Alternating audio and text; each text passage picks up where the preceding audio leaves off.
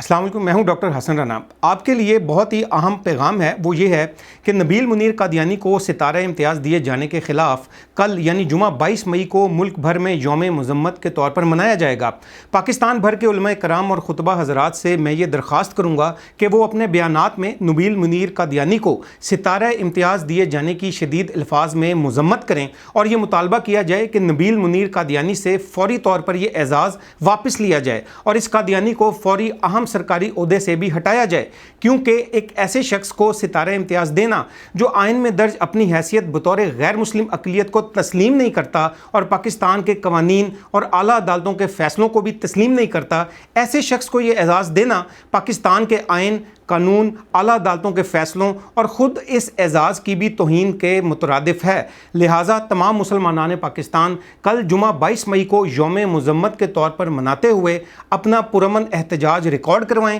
اور اس قادیانی سے یہ اعزاز واپس لینے کا مطالبہ بھی کریں۔ شکریہ۔